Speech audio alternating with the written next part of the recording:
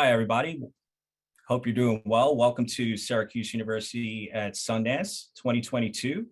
And today's panel, Virtual Narratives, Evolving Storytelling Through Gaming Platforms. Of course, we'd hope to be in person with you in Park City this year, but we're all doing our best to stay safe. And I hope that you'll really enjoy today's conversation about gaming engines and virtual production techniques that are really enhancing our time-honored tradition of storytelling. Before beginning, we'd first like to acknowledge with respect the Onondaga Nation, firekeepers of the Haudenosaunee, the indigenous people on whose ancestral lands Syracuse University now stands. My name is Milton Santiago. I'm an assistant professor of communications at the Newhouse School of Public Communications, where I specialize in cinematography and visual storytelling. I'm a Latinx male in my mid-40s. I'm tall, with dark brown hair, and I'm speaking with you from my office here at Newhouse. Joining me today on the panel are an outstanding group of educators and creatives who are making exciting work by leveraging the powers of tools like Unity and Unreal Engine in non-traditional ways to engage their audiences. First, I'd like to introduce my colleague, Professor Soo-Hyun Nam, who teaches in our Department of Transmedia, the College of Visual and Performing Arts. Professor Nam serves as the director of Syracuse's computer gaming program and specializes in interactive media, game production, and game media studies. An accomplished interdisciplinary media artist and researcher, Professor Nam recently collaborated with a group of students to create Water Trembles, which is an interactive poetry game using the Unity game engine.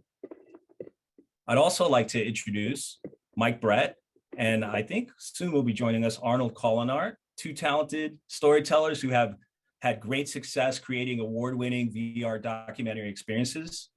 This year, they were both lead artists on one of their most ambitious projects to date, an official selection of this year's festival in the New Frontiers program.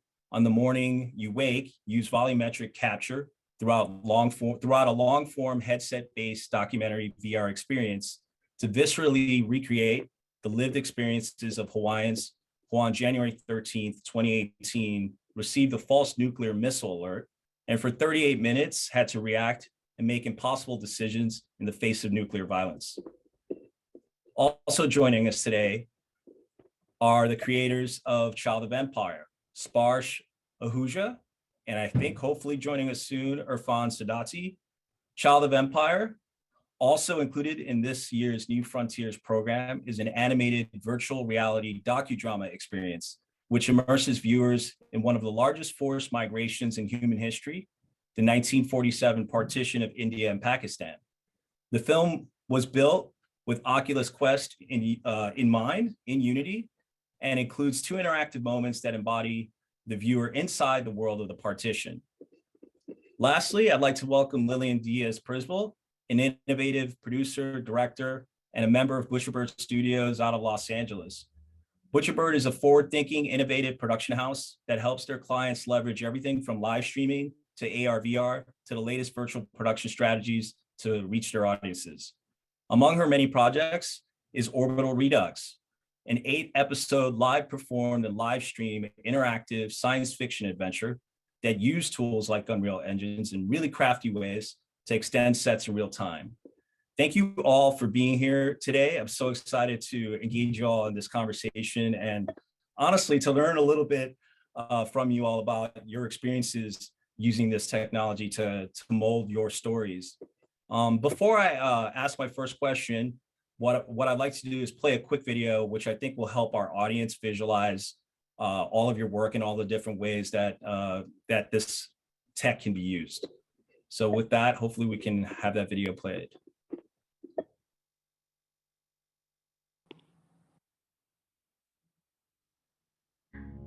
I haven't seen you since the funeral. I hope you feel better soon, and bye.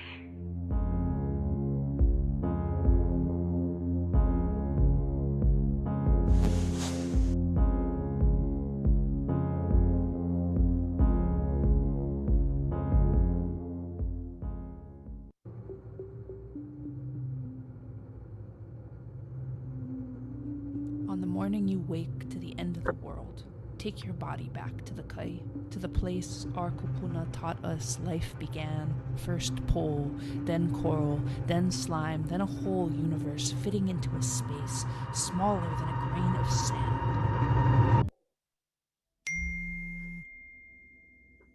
911, please, fire ambulance. I just got an alert on my phone saying there was a ballistic missile inbound. Yeah, we just got it too. As much as you know, that's how much we know.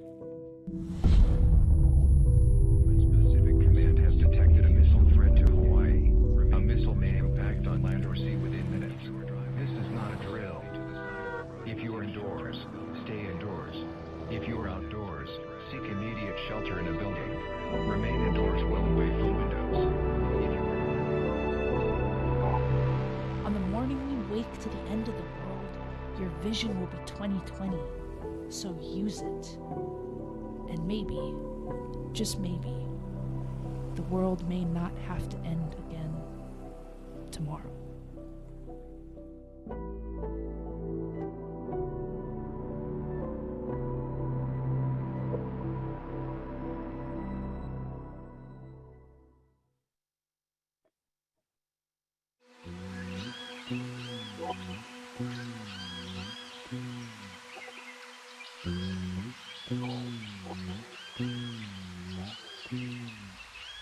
ये दाग दाग उजाला ये शब कजीदा शहर ये दाग दाग उजाला ये शब गजीदा शहर वो इंतजार था जिसका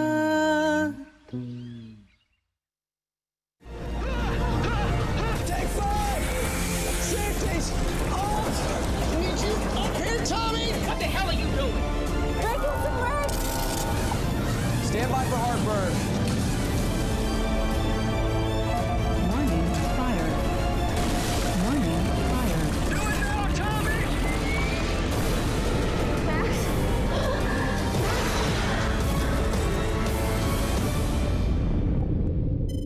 We are going in 5. Oh, goody. It's been at least an hour since anything's blown up on this ship.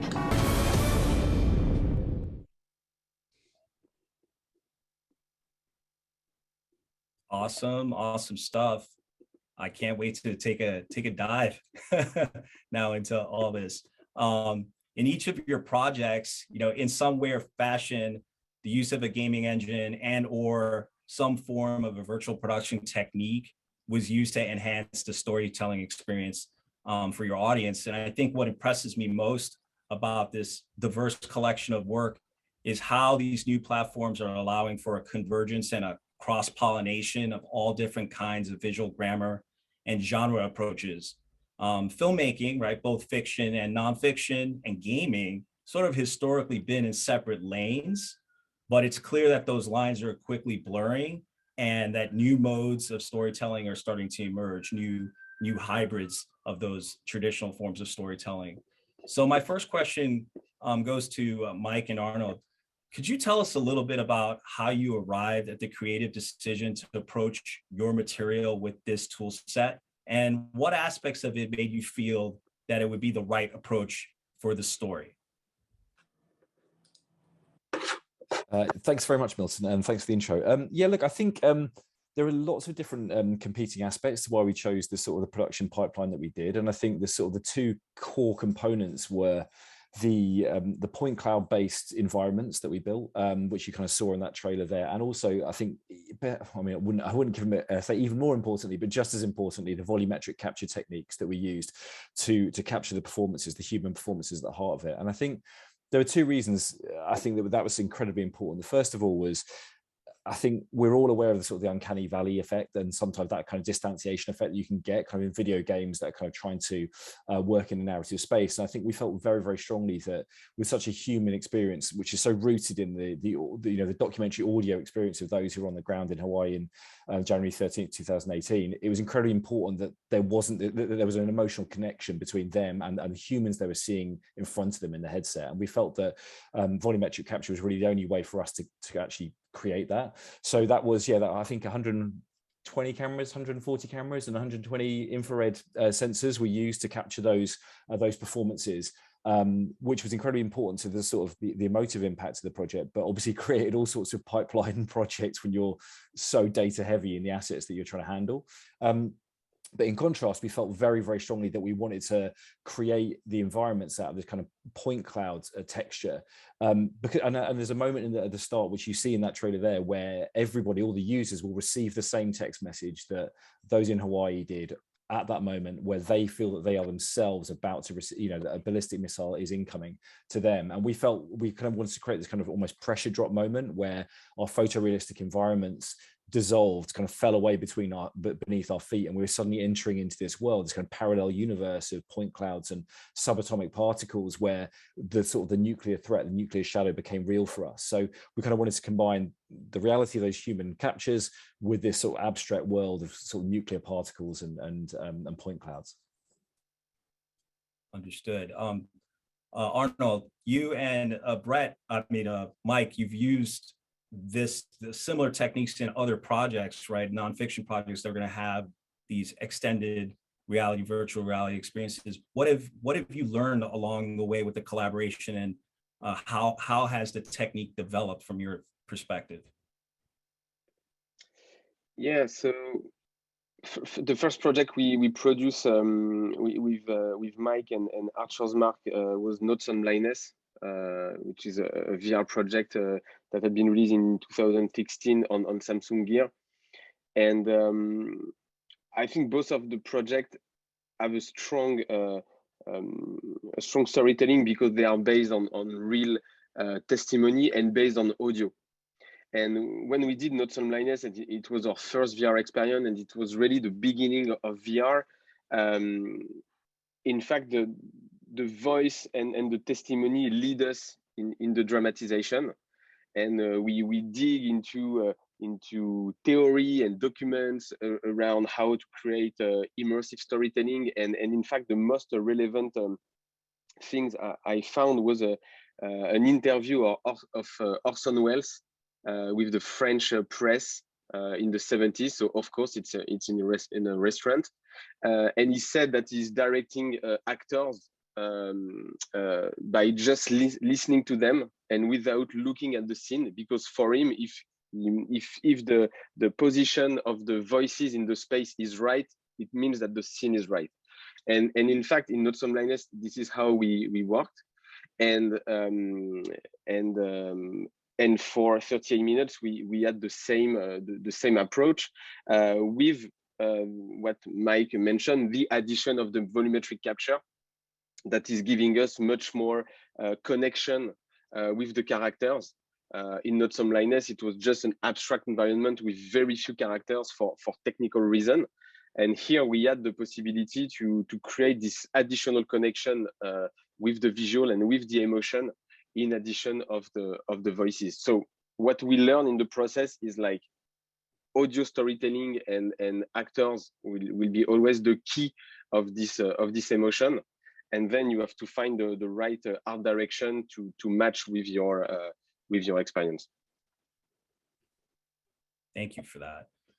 Sparsh and Irfan, like Mark and Arnold, your project, your film is striving to immerse the audience in a historical moment, and it's part of actually a larger 3-part project, right? Project Dastan. The first part of that project deploys somewhat traditional documentary approach, albeit I think you also are using 360 as part of that approach.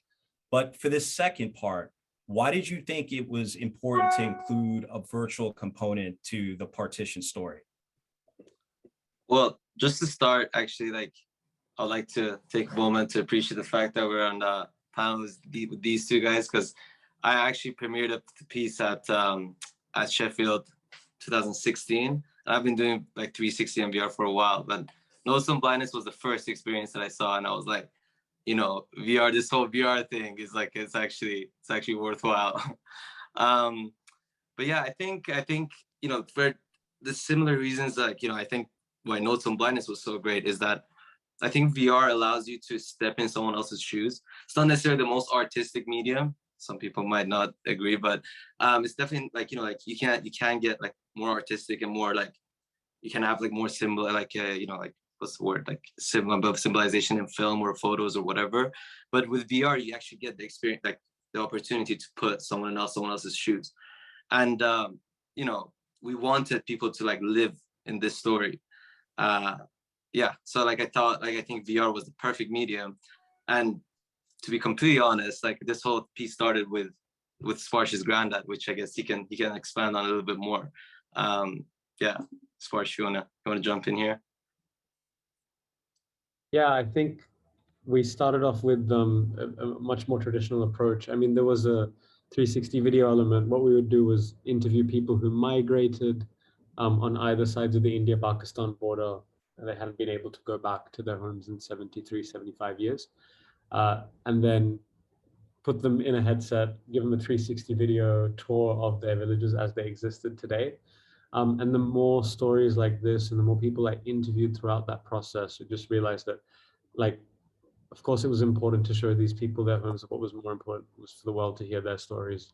That's when Irfan and I met a few years back, and he said VR would be, given you're already working in 360 video. The idea initially was to take that 360 content and make it into like more of a trad 360 documentary. I mean, COVID was a little bit of a blessing in disguise in that way, because we were moved into real-time 3D and animation, and then it was a creative pivot that actually expanded a lot of boxes, and we ended up in a better place. So it let us have a bit more fun with it, you know, like to like sort of like take a step away from that sort of traditional documentary route where we're like interviewing people, shot, interviewing people, you know, to more of what I love, like what it allowed us to do is like come up with this idea of like having this conversation between these two people. Because, you know, one thing that you know, we've done a lot in VR is like sort of like have voiceover, and then you're hearing the person talk to you more or less, and then you see what they're seeing or whatever. But, you know, having them speak to each other was almost like you're peeking into their conversation. So it almost made like the voices a bit more interesting, I feel anyway. I hope anyway. But yeah, I think also it was like a very cool experience being transported back to India in 1940s. Yeah, I really I've enjoyed all these pieces, and it's really made me rethink the possibilities of what's coming. Lillian, you know, my question for you, you've been experimenting with all modes of virtual reality, augmented reality in both your own projects and also with projects you lead for clients with your fellow butcher birds. You know, when clients approach you about this specific mode of storytelling, how do you frame those conversations? Like, how do you know that it's the right approach for the story that they're trying to tell? That's a really great question. I think the two things that we really want to know the most is what is the mission and who is the audience? And then story is kind of a step in between that, but it's, what are you really trying to accomplish? What's the story that you're trying to tell? What's the goal with this project? And then who are you pitching it to? Are you looking for people who understand the VR space, who are comfortable with that technology? Are you looking for a more casual audience and want to make this as accessible as possible? And then based on those two constraints and then kind of what the narrative is, there's an evolution that then becomes what platform is this going to be distributed on? And then the final step is what technology we're using to put it together. So is it, you know, capturing with 360 cameras? Is it motion capture? Is it set extensions? Is it Unreal Engine integration of some kind? Is it something simpler than that? So, I mean, you showed those clips from Orbital. We weren't actually using what we would think of as virtual production for that. We hadn't really started doing a lot of Unreal work. The set extensions that you see there are basically 3D images, graphics that we created, projected on a wall. It's on the white wall of our site with a high definition short throw 4K projector. Or it's a monitor, a high def monitor that we're using imagery on to kind of create that sense of distance outside the space, to create that fire in the airlock. There's a lot of different ways of kind of approaching those, but it all comes back to, what are you trying to accomplish? Makes a lot of sense. Professor Nam, what I love about your collaboration with students is that it sort of enters the same converged sphere of storytelling, but yet from another perspective, starting with the gaming design, the gaming component, and then moving that towards a more interactive, narrative, poetic experience. Can you tell us a little bit about how that project came together and what you had hoped to accomplish with it? Yeah, so I have a student with like a different background. So like I have first like my collaborator who are MFA student in like creative writing came to me and like they want to make a game about the poetry book they're publishing in like a few years. So so like I started as an idea like you want to make a game about a book and we didn't want to translate kind of like give the very specific interpretation of the poetry book. We wanted to build a story around it. So I'm more like a visual artist and like experimental media artist. So I'm very much like interested in the visuals and the technologies and interactions. And my collaborator were more interested in like a story, like just designing the puzzles like with the poetry book. And I had a really talented student in my program who are really good with the animation and rigging and modeling. So it's kind of like a fragmented like skills and interest, and like combining this together was quite a journey for me actually. Like we're kind of like speaking different things at the first, and we're kind of like have a totally different perspective. So it was really interesting to see how this is all kind of like coming together in a game engine. So what's great about this virtual set and a virtual production is all students like have a student from a drama department and a student from like a computer art, student from like creative writing, so in a film. So like they participate in and have an asset, and I can just like hold the asset and like not really putting in the scene until I have something that can go with it. So it's all very like a fragmented asset. I'm gathering from very talented student. I'm very lucky. So gathering from the student, like so they are jumping in a different time in a different context, and it's all fragmented. And I think the game engine really makes the makes it possible to just merge them together as one piece. So that's what I'm exploring in this process. So it's very not really traditional like way of production. We don't have like a full scheme like before. We don't have the full scheme for the pre-production. We are actually developing along with the production. So it's a very experimental way, and I think like a game engine really makes it really possible. I think like the entire production process is like quite experimental for me, and I'm learning a lot every step. So yeah. So, it's actually experimental because like I think it's very much experimental for everyone, right? And that's the beauty. Like we're like investigating to do like a traditional animation in like Unreal right now, and you know, like it's 2 months that the timeline, so we're like, do you want to take the risk? But like everyone's super excited to actually use like MetaHumans and stuff, because you know you have so much at your hand, and it's so much easier to do it compared to like traditional CG where you're like sat there waiting for stuff to render, or you need like a huge expensive render farm. So yeah, the experimental is the beauty, especially like that's why I love VR personally. I was going to say as well that like what it sounds like is a traditional pre-production process. So it's not necessarily the post-production where you have everything figured out and you're sort of solving for X over here. You're in that collaborative phase of everyone has a different department, everyone has a different responsibility, and you have kind of a shared vision, but you're different ways of getting there, and you all need to work together on it. So it's, you know, that's what makes Butcherbird effective as an organization, is that we have that traditional production experience and understand how that works, but then we get to have all these new tools and these new fun things to play with, and the accessibility of that technology just means you can do so much more with relatively less, and that just expands the possibilities in cool ways. It's like, and you're lucky to have like students at your disposal, right? Like I agree, yeah. 21, 22-year-olds right now, like they do everything. It's just beautiful. Yeah. So I wanted to just get your thoughts, right? It's for those of us that are trained classically, right? So much of what we do is visually, at least, and even in the storytelling, is controlled, right? Knowing where to direct the viewer to watch, which shot is going to work for which emotional beat, right? Everything is very well thought out and intentional. When you're world building, right, you're sort of relinquishing some of that control as to how the audience is going to experience that. What has it been for each of you? What has it been like to transition the mindset from that like micro control to, let me just create a universe and give many options and use different cues to allow the viewer to experience it in their own way?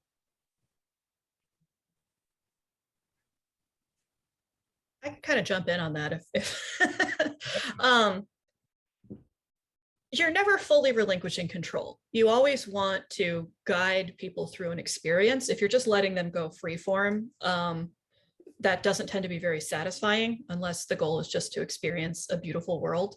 So you always want to have some sort of signposting that you're doing, and still have the things along the way that are going to lead you to at least a version of the conclusion that you want your audience to be reaching. And that's, I think, why thinking about your audience is so important. But it's also the fun of participation. So I think what's exciting about where we are now is the participatory aspects of so much of media, whether it's sort of video game based and kind of that sort of storytelling structure, whether it's VR and you're having people experience, in somebody's shoes, whether it's live production, which is what a lot of what we've been doing the last 2 years has been, where you're getting immediate audience feedback about what's working and not working, and that can help you sort of affect your choices that you're making. And I think that integration is really what you're looking for, is what's going to get your viewer excited, what's going to get them to respond the way you want to. And sometimes that's a bigger sense of freedom. Sometimes it's a more constrained path that you're giving them. And it just, again, it kind of goes back to what's your final goal on this. But that's what's exciting about it, is that you're not totally driving the bus anymore, that you're opening up to thinking about how your audience is going to receive things. I kind of want to hear Mike and Arna on this. It's so funny because I was like, thank you. That's very kind of you. Man, our experience is so interesting in that respect, because look, it's not deeply interactive, and that's a really conscious choice. And I think that one of the things that Lillian, you're sort of touching on is like, it's not necessarily about sort of forcing an audience into a certain position. There's definitely an element of curation and authorship there, but I think what's so interesting about our experience was it's really important for people to your earlier point, Afan, about standing in the shoes, right? There could be no more powerful thing than standing in the shoes of someone who's just received an SMS message telling them that a ballistic missile is incoming. But at the same time, what were those people experiencing? Well, what they weren't feeling was a sense of empowerment or a sense that they could interact with their world in a way that would prevent this ballistic missile from coming towards them. They were experiencing extreme fear, anxiety, frustration, inability to a lack of agency to change the situation. And the dramatic effect of that is that you leave the experience thinking, okay, wow, I've been given a second chance. How do we reframe the world? How do we shift the world that we live in to prevent this kind of thing happening? So for us, it was very much about saying, no, we don't want to make this gamified. That isn't what this experience is about. And furthermore, I think we actually, maybe more like you, Milton, also come from maybe more of a trad sort of film background. We also produce and direct narrative film work. And I think it was very interesting sort of coming from that background and saying, well, yes, we want to speak to gamers. Yes, we want to speak to early adopters in that space, but we also want to bring with us maybe sort of more, maybe less VR literate audiences, right? People who maybe feel that this medium isn't for them, that they're a bit scared of a headset, that they don't really know what to do in a headset, and they kind of feel the sort of the pressure of having to choose, of having to interact and feeling not equipped to do that. And actually, I feel like, touch wood, this is something that kind of lives in that in-between space between narrative and interactive. And I think what we're all doing, again, to your point, Afan, is it's a really experimental, exciting time. I don't think there is like a single audience that we're all trying to hit. I think we're trying to evolve different audiences within culture, and that's a really exciting moment as well. I think the study that came out. Sorry, or not. Just to continue on that, I think we all know in this panel that there is a friction of doing narrative content on a VR platform, which is now really focused on gaming and movement, because we went from the Oculus Rift, who was connected to a computer, to something which is more free roaming. So then you have to, in a way, choose your side. And as Mike said, there is the question of our background, where we are coming from, and there is also the question of where we want to go. And on that, my opinion is that in the 80s, for example, the team who started Pixar, they wanted to do animation film using 3D. No one did that. And in the industry, it was Disney doing 2D film, and Disney, we are looking at them like, what are you doing? We are not interested, go away. They present a short at the SIGGRAPH, and it was a technical demonstration. And in fact, people had been moved by what they saw. And this is where they said, oh, okay, maybe we can use CG to do a film, and it ends with Toy Story. And I don't know if we're gonna follow this road, but in our company at Atlas Levy, we strongly believe that immersive headset, immersive and virtual reality or augmented reality are great platform to tell stories, but maybe the audience don't know it yet, because they have to adopt this technology, and probably will be a niche in this market. But this is what we want to do, and we are ready to be a niche, and to be in a niche, and be maybe a very small dog.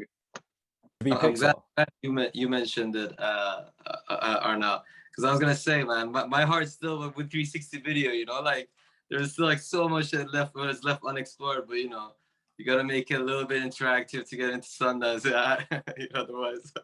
Otherwise you're gonna see it, you're gonna show it to your mom, and that's pretty much it.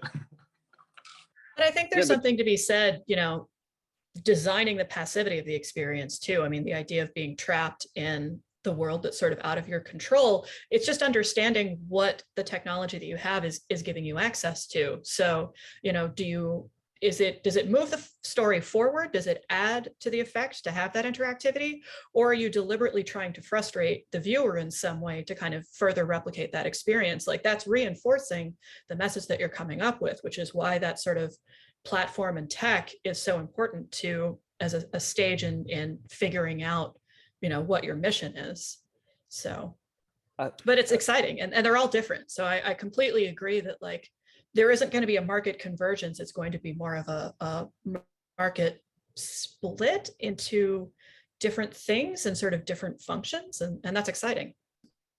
I think it's really interesting as well, because one of the things that one of the amazing flexibilities of game engines as well is the number of different outputs that you can create from the story world that you create. So for example, obviously we have the VR experience, which I guess we would sort of liken to our sort of pinnacle theatrical experience, if you like, you know, in terms of the release plan. That is the thing that we're leading with. It's the thing that we feel is like the most emotionally engaging. But we're also going to reshoot the entire experience in the video game engine as if it were a movie, and then export that as a 2D linear piece of cinema. And I think that obviously that what you're doing is taking the same incredibly powerful testimonies, the same art direction, and actually exporting that in a way that is going to reach a different audience in a totally different way. And we're really excited about those kind of possibilities. And also, no doubt, I'm sure a 360 video version will also be forthcoming, which will obviously reach another different audience as well. So I think we're really interested in also that moment of sort of understanding how and to whom this kind of experience can appeal, and it doesn't just have to be sort of in a single box. And that becomes a really interesting moment as well.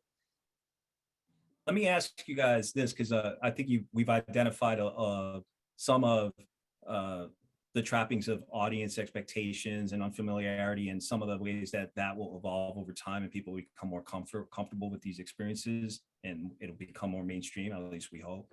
But what are some of the challenges logistically working with it right now that you think will need to be overcome in order for this tool to really be at its maximum potential?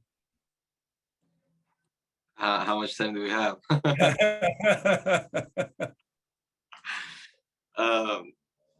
Yeah, like lighter headsets probably, and like more accessible. VR arcades are like cool, but obviously the content that we're making, they're not that interested in, which sucks. But yeah, hopefully VR cinemas will be more common. Yeah. Totally agree. Distribution, right? If you don't have distribution, how do you identify your market? If you don't have a market, how do you justify ambitious budgets to push the boundaries of technology and storytelling? Like it's all about that. I mean, if you, and you know, we've described before, like trying to produce in VR as like kind of drive a train while you're putting the tracks down in front of you. It's like, you know, if you think about movies, like the station is already built, right? You know exactly where that movie is going. You've probably already got a distributor on board before you even start producing it. You know where it's going to live, who's going to watch it, how much they're going to pay for it, what budget that justifies, you know, and it's an incredibly mature market and distribution model, even though, you know, we talk about the cinema model, you know, being disrupted and all those, you know, huge changes in streaming and all those kind of things. But that is an unbelievably stable model of distribution compared to what we're dealing with here in the VR space. And I think that, you know, I mean, like you say, how long have you got? We could do a whole panel purely on that. But I think the truth is as well, like, you know, we need more headsets. We need more competition between funders as well, who are going to like back this kind of content. You know, if you think about all the major studios, all the different streamers pouring money in the cinema world, you know, we need that as well to create a really exciting, thriving ecosystem in the world of VR storytelling as well, without a doubt. We need all those predictions that were happening in 2016, 17. Where like VR was gonna be like a $27 billion industry, bigger than film industry by 2027 or something. We need those to become true. Just, I think it's true regarding the headset, but I think there is also the element that really stopped the audience to have more VR experience is the fact that you are alone in this experience and you are cut from the world. So when you know, there is all these things around metaverse, etc. But what, for me, the most important element of the metaverse is the social dimension of the metaverse. Because if we had the possibility to go on one platform and to watch the same experience at the same time with co-presence, you just feel that your friends are around here. It would be a very different way to have the desire to do a virtual experience. And Facebook is really working on that. There is a lot of developers who are also working on what they call multiplayer or multi-user or co-presence. And I think that will be the big shift. I have kids and they play video game a lot. And when they play VR, the others are like around doing something else. So until we solve that, I think the market will be something, even for gamers, pretty niche with some hardcore experience, or and it could be interesting too. But for what we are trying to do in the storytelling world, we need to have a social platform and a social experience to share our stories. It's interesting you say that, because I mean, if I can, I wouldn't actually 100% agree. I agree, like in the sense of like the VR world in general, and maybe the gaming could do it, like it will be a lot bigger when it becomes metaverse. But like as an old school like film student, I enjoy that like lone like experience of watching a film. And I actually think one of the most beautiful things about VR storytelling is that you're cutting people off from the world. Because like when I'm watching film now, if it's like Netflix on any screen, whatever, like I'm there like texting, like I'm part of the problem actually. Like I'm there like texting, you know, doing a million things, chatting about stuff. So I actually miss the story, and you know, like I lose that connection with the characters on screen and the story. Yeah, it's a really good point, but I definitely think the movie experience is a social experience, and I'm restarting to go to movies because of my kids, because I need to do something with them. So we are going together to see films. But it's true that I think what we are at the end of this time where VR was a kind of meditative space where you were cut from notification, for example.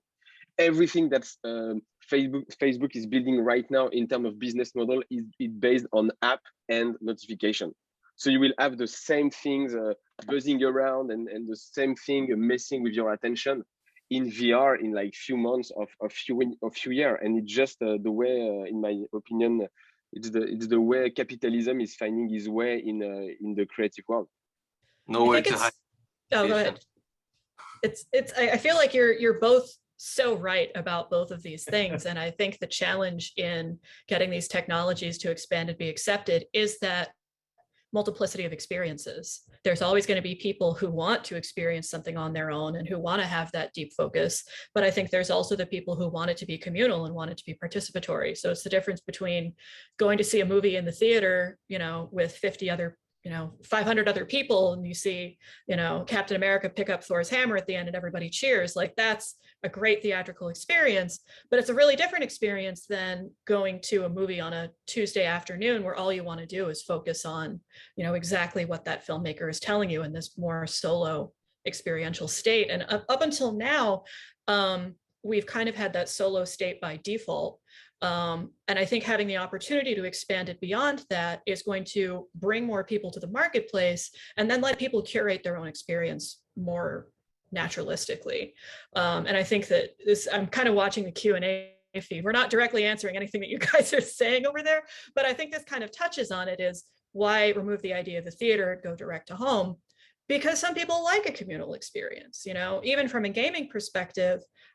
Some people like playing video games with their friends. Some people like having somebody sitting on the couch next to them, watching what they're doing and watching them go through that. Why is Twitch so big? It's because you want to play this game and have 50,000 other people watching you play it. But at the same time, that doesn't preclude the experience of, you know what? I just want to play Hades for 6 hours and just by myself and grind on that dungeon for a while. Those are not mutually exclusive ways of participating in media. If anything, they're additive. And that's what we're so close to in the VR space right now, but not quite there yet. I totally agree with all these ideas, and totally, like, it has a pros and cons, like isolation enhance the immersiveness, so you're totally immersed in like a virtual environment, and also you're disconnected, so that could be good or bad. But I think, like, for me, the biggest concern in my project is actually in a virtual space, like, to process like a story in there. Like, motion sickness is the biggest problem for me, because I play, showcase my work, and I showcase my work, and often gaming work context, so it's a lot of gamer plays it, and even they have motion sickness, who are really spend a lot of time in a virtual space. So that's definitely I think it's a huge issue. So this connection from the physical space, your mind is a virtual and your body is in a physical space. I think the motion sickness is something should be reserved somehow. Yeah, motion sickness is very dependent on how you make the experience, right? Like, you gotta be very careful. Yeah. But what happened to those headphones that were gonna stop all the issues? That they never came out, I don't think. Yeah, that's right. So as a traditional cinematographer, so a huge part of our job really is to help the producers and the directors problem solve, right? Figure out all right, we can't do it this way, but maybe we can get to that emotional experience that way. One of the questions in the Q&A kind of speaks to that. Like, what are some of the major problems and factors, things that you run into and have to factor in to the thought process as you design these experiences? Where are the shortcomings and sort of like the landmines that you have to be aware of? I think it's easy to just fall into the trap of, we're putting someone inside this world, and so they're going to just completely empathize with the story, and then that will be it. Like, the story still got to be strong as a story, even if they're inside an era or a space or an environment. Like, that's great, and the environment, obviously, it's described this process as a series of creating a set of worlds that your viewers jump in and out of. But if that's not enough, and I've watched a bunch of experiences where it's just that's it. Like, the crux is, we're putting you in this space, and that's meant to be enough. But after you watch a couple of those, there's no deeper meaning. And I think the better experiences kind of go beyond that. Yeah, I think I have some delay. I'm sorry. I think right now it will be a missed opportunity if you start working in this field thinking that some things are forbidden. For example, I don't just, for example, at the very beginning, all projects, including Not So Blindness, was putting someone in the shoes of someone else. And the second project we produced, named Battle Scar, we decided that we're going to use multiple point of view, as you can have in traditional cinema: first person, third person, God view, etc. And in fact, bring a much more diverse way of stage the scene. And I'm sure there is a lot of things to explore now with the possibility of the hardware. For example, when you are in room scale, right now we use of course, you use the physical space as the space of the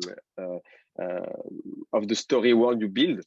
But maybe we could imagine that when we move physically in this world, we are moving in the time of the piece and not in the space. So there is this kind of ideas that we are working on to try to find a grammar that you just have with this medium.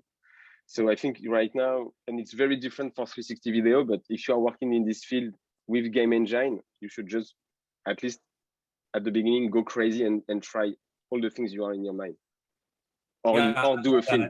I love what you're saying, and I think that really is a good segue back to the topic, right? Which is, you know, how storytelling is changing, right? What is the potential for, you know, experience is a word that I think misses the point. I think that's Sparsha's point, is that ultimately it has to tell a story. So what do you all feel is the potential for the way that storytelling will change with these new tools? The thing that excites me the most is actually like outside of VR. It's virtual productions. We got like an insight of that at Happy Finish. We produced like a fashion film for Balmain, and the idea that like directors and actors and producers get to see what they're actually doing, not just green screens, it's just blowing my mind. It's actually like for the first time in my life, I'm actually excited by VFX as opposed to see it as like a virus on the film. I think that's such an interesting point as well, because I think, yeah, look, we're all looking at how these tools help us. You know, I think there's a danger with sometimes new tools. They can feel incredibly exciting, but then they're incredibly constricting, right, as well. So, for example, when we were shooting volumetric capture, we went from being able to walk onto a movie set and do 50 takes of a scene, you know, multiple angles, and then get into the edit and decide which ones we wanted to use, how we wanted to cut it together, to being told you've got 2 takes, a good and a spare, and you have to decide in that moment whether you're, because of the amount of data that you're, you know, processing from 120 cameras simultaneously, and you have to decide in that moment which one you're going to take and which is your spare. And then you're thinking, well, how on earth as a director can I see this performance in 360 degrees, make a call on that, and not find that that's going to come back and bite me later on in the process? But what was so fascinating about that was incredibly constrictive. And then we get into a situation where we're like, well, hang on a second. If I want, you know, for example, there's a scene at the start of the experience where we're actually, to Arnaud's point about God view, we're hanging above this balcony of these 2 people taking a photo of this, you know, the sun rising, and they are these tiny little miniature characters in the bottom of the scene. And then we come back to them later on, and we're standing on the balcony with them, sharing their perspective, looking out there. And those were all decisions that were made in post-production. They were really deep decisions about perspective and narrative storytelling, and they were all possibilities that were opened up to us because we'd created a world where we could decide where the camera and the user was going to be after we'd finished shooting it. So in the moment we felt super constricted, and then in post-production we felt super liberated. And I think that some of those sort of shifts, to your point, Irfan, about sort of, you know, virtual production, I think that becoming literate about those processes is both is really exciting, and you know, the potential for virtual production in both mainstream and film production, but also in the VR space is super exciting.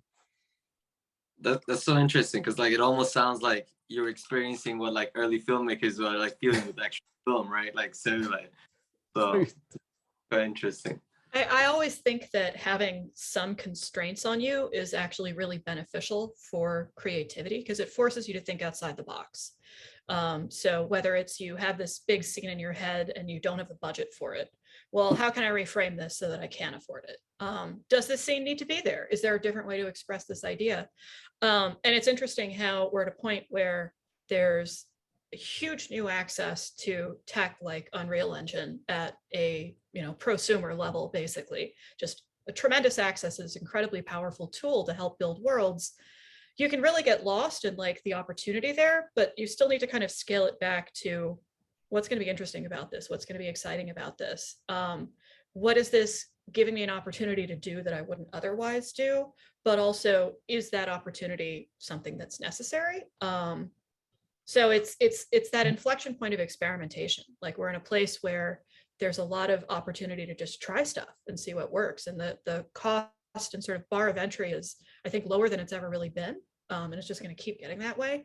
So the ability of people to go into that space and play around with it is really cool. It's exciting to see what people come up with. Censorship definitely encourages creativity, I think. I'm actually Iranian, so like my filmmaking hero Abbas Kiarostami, like I think proved that like the best. So yeah, I think being limited actually allows you to think instead of like, and actually that's one of the challenges of working in game engine, right? Like the experience that you guys have seen, like I still don't feel like that's the final one, because there's like unlimited possibility to keep changing, you know. Well, I mean, like honest, I mean, it does have budgetary implications, but if you have cool developers like we do, that it's unlimited. That can be not great sometimes. Yeah, we're sitting here, you know, with a backdrop of a pandemic, and you know, I marvel at the fact that several of your projects were made during this COVID-19 situation, and that is just an amazing feat of collaboration, right? And we've talked a little bit about how collaboration in terms of workflow, pre-production being production, how that's kind of being changed, but just what was the mode of collaboration? How has this technology allowed for that to even be possible? It actually helped our project like very much, because like it allowed us to like leverage like an international community, and like we actually engaged with the people, like with people in India and Pakistan a lot more. We have parts of our development team in Romania. It could have been a lot better being in the same room sometimes, for sure, but I think being able to leverage that international community helps make a better experience. Definitely the soundtrack is a lot cooler because we managed to use people in India. Yeah, I suppose when we were working on it from London, the cultural connection was there, but it also wasn't. We needed a team member out here. So when I came out, we were able to like bring in like all of those like local talent here much easier. And Irfan also sourced a fantastic studio from Romania that was able to support our lead animator, Steven, in building some of those scenes. So both the switch to game engine and animation and the ability to work internationally, I think COVID was, yeah, there's a lot of creative flexibility it gave us. And it's not like any of those things weren't sort of possible before, but I do think the pandemic just sort of pushed everyone in that direction. So in our case, we'd been doing a lot of live streaming, and then, you know, the pandemic hitting pushed us to get a lot more into remote production, and then kind of as a corollary to that, to virtual production as well. So if you can't have 20 people building a set on stage, can you have 3 people running Unreal Engine to kind of create a virtual set for you? Yes, now that this is something that suddenly becomes a lot more necessary. So, and it's that, I don't want to say additional time, because these have actually been the 2 busiest years for our company so far. It's not like we had a lot of time for experimentation necessarily, but it also, because of those new challenges, it pushed us to try and figure out what the limits were. What can we do with our, you know, small studio here, with the team of people that we have that are excited about these things? You know, now there's a huge motivation to push forward in this regard. Let's jump on that opportunity and take advantage of it. I'm in no way saying though that like this is better than the physical version of what we would have had. It's different. Yeah, I was going to say the amount of pressure that was heaped on our 2-day volumetric shoot. You know, this process has been going on for nearly 4 years to create this experience, and we had 2 days of shooting in London in the height of, I think, the second wave, and the responsibility of putting that shoot on, you know, with pre-vaccine, you know, or you know, I think obviously that was really stressful, to be quite honest with you. But what was amazing is that like we had an incredible 2 days in that shoot, and to your point about like being together physically was huge and amazingly cathartic, like halfway through this experience where we thought we'd never see anyone. And especially Arnaud and Pierre, our collaborators in Paris, with whom we're very close and have been for a while, that was incredibly important. But I think once you've had that initial human connection, then working remotely is a lot easier, right? When you actually know who it is, who's on the other side of that Slack channel or whatever, that could be a lot better. I have to say the one thing that was conceptually incredibly interesting about producing this experience was when we started on this project, everyone said the problem with nuclear threat is that no one takes it seriously because no one believes it's ever going to happen. And it's this very far away thing that is hypothetical and totally unreal, and no one can really get their teeth into what it would really mean. And what was extraordinary about a pandemic taking place is, as the guys from Princeton pointed out to us, is it's a very low probability, extremely high impact event that everybody knows will one day happen if we do not change the structures around which we run our countries, our societies, our militaries, and so on. And suddenly everybody in the entire world has had to step through this imaginative portal where this thing that they've been reading about on the news for decades about a pandemic potentially happening is happening to them right now.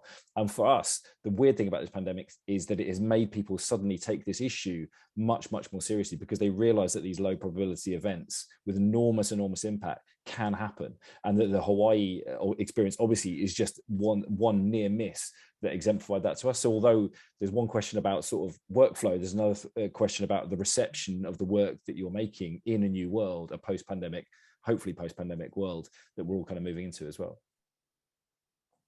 Yeah, just something so absolutely, the fact we had to work on the script of this project about Doom Days during the pandemic was sometimes like so depressing, because we were like, okay, that's gonna be the next things that gonna fall on us. But I think I'm 100% agree with Liliane. Now, in a way, it accelerates the fact that you can work with everybody in the world, especially on the tech side. But I think if we manage to survive this 4 years so far with Mike and Steve at Archer's Mark, is because we know each other from a long time on a different project, and we have a lot of respect as a director, but also I think as friends. And sometimes our crew, let's say, had a lot of difficulty with the programmers, because we had to fill the gap between these two worlds, which we did in the past in a lot of projects, but not remotely. When we work on Spheres with Eliza McNeat, who did 360 video but not interactive content, or Martin Allais and Nico Katsayeka, for example, we were all in the team for in the studio with the team for a week or two, and the fact we had to do everything remotely and trying to fill this cultural gap between programmers and filmmakers was extremely complicated remotely. And right now, for some other co-production we are started, I'm always checking what are the policies to travel, because I think on a creative level we need to be together. So in the post-pandemic world, I hope we'll be able to bring everybody to the same table again. Yeah, because like now, if you have like a heated discussion, you can just close your laptop and walk away. But if you're I think in the beginning, maybe like June 2020, it was when we were first kind of coming back into our office a little bit, a couple people at a time. And I watched a Producers Guild panel, and every single person on that panel was talking about how difficult it was to do their jobs in a remote situation, because making media like this is a creative industry, it's a collaborative industry. And there's so many more tools to collaborate, but there's really still nothing that totally replaces that in-person connection and the ability to walk over to somebody else's desk and just be like, hey, what do you think about this? What's this idea? How are we going to solve this problem today? Just without having to set up a Zoom call and have that. So it's both of those things are true at the same time in a really interesting way. It's like dating online. There is no serendipity. You cannot bump in someone in a bar or at the library and say, and it's just like you have to prepare everything. So it's taking you a lot of energy to try to bring back some poetry or creativity. We had the chance to work on that before the pandemic, but I'm sure this project would have been different and maybe better if we had the opportunity to be all together, not as a writer team or director, but with the team who are actually coding the project. But I mean, this project still exists, and we are grateful for that. When you said that online dating, I just looked around the panel to see who doesn't have their thing blurred. And I think there's definitely like so I work with a student a lot, and they often work in a lab, working in the same space, like as a creator, like just in general, like working on something, even if you're just looking at the computer, you learn so much in the space. So I think we're missing that. But yeah, so that's just something I missed a lot, and like just like being in the space, like we're working really hard, and you get idea from it. So I think that's what I missed during the pandemic. Like especially when you're friends, like you like take a break, go for a drink, ideas just keep flowing. But absolutely, yeah. And you just like ask a question, just a simple question, like if someone's sitting next to you, and like you get some idea from it. And like I think that organic interaction is something we're missing. Yeah. Now you book a half-an-hour Zoom call for like a simple. So as we start to sort of wrap up the discussion, I have a question for each of you. If I tempted you with a hope or maybe a prediction for where you think we're heading with these tools at our disposal, maybe it's like, this is what my wish, what I hope will happen, or this is what I think will happen. What might that be?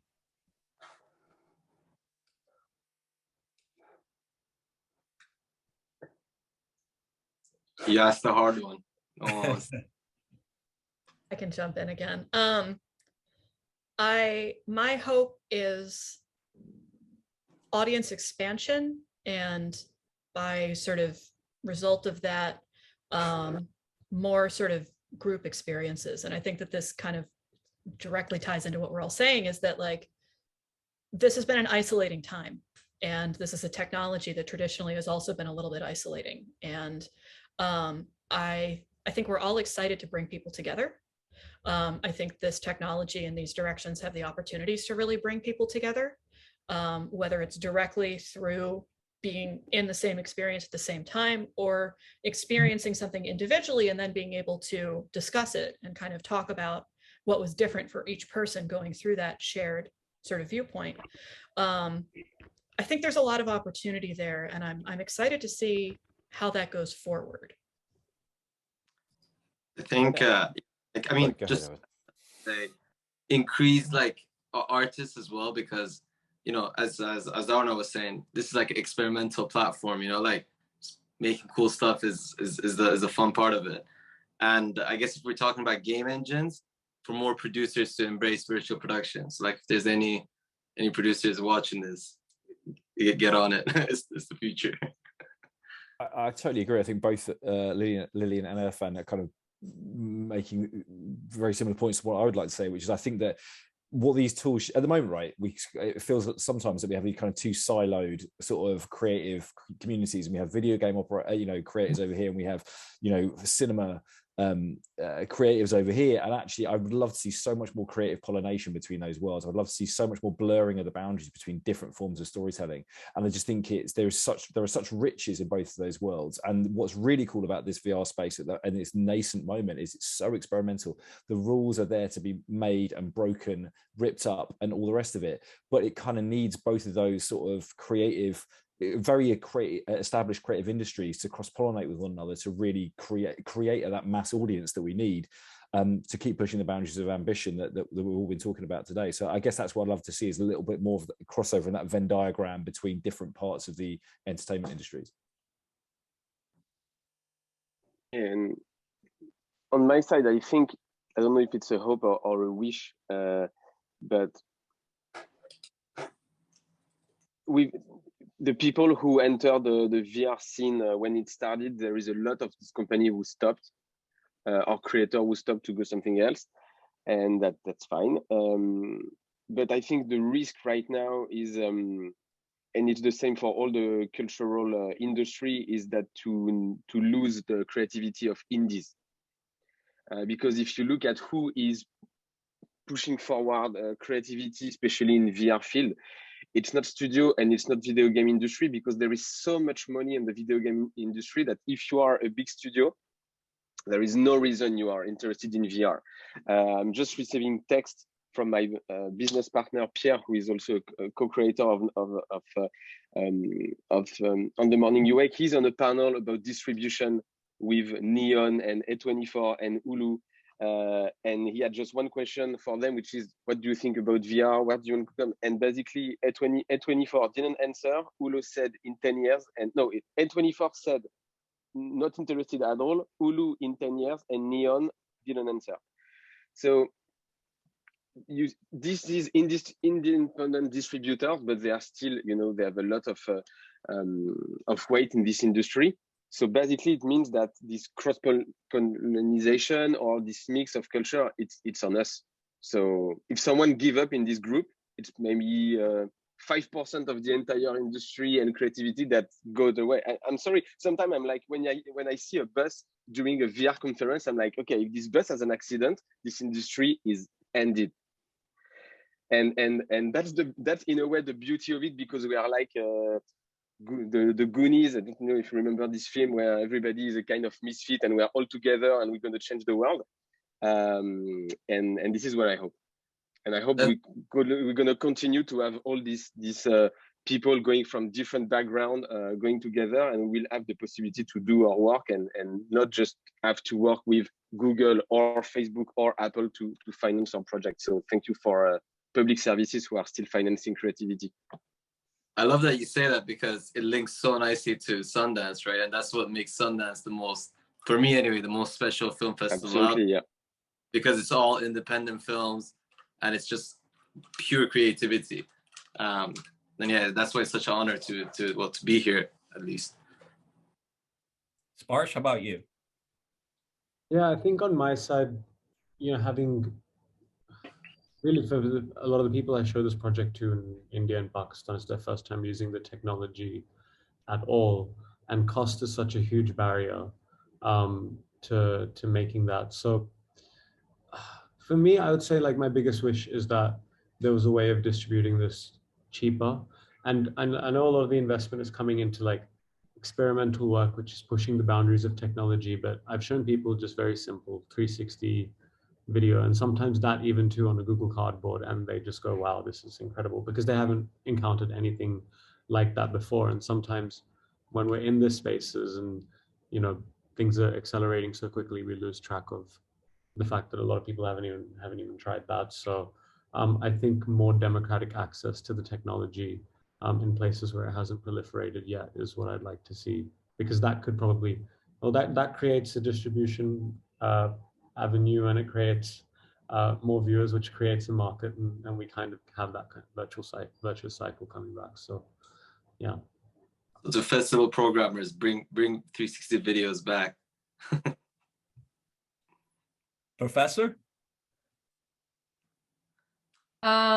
Yeah, so I think so the VR really, I think like earlier Lillian mentioned like share the vision, so like in the pre-production and production, I think that's like the game engine really makes it possible. Like you really can have like a different vision, like a different perspective, and like make it happen really quickly. So like it's really quick to prototype something. So really actualize the vision like in the scene, like in the virtual scene really quickly. So the flexibility is a kind of like the future for the like all production like type. So I've been actually like mostly in an independent artist, like so working just a one-man like studio, like a production, and really like the game engine really helped me to collaboration easier. So like you don't have to like have like everything doesn't have to happen all at the same time and like in the same space. So kind of like can be like allow me to work with people in different like mode, like remotely or virtually, and we're still like working in the same space, like same set, which is the virtual. So I think it allows more flexible collaboration, and I would like to pursue further in the future with this tool. So that's how I'm seeing like the future of this tool. Yeah. That's awesome. My hope is that I continue to see all of you doing amazing, great work like you have been. I admire all of you, and I've learned so much through this conversation.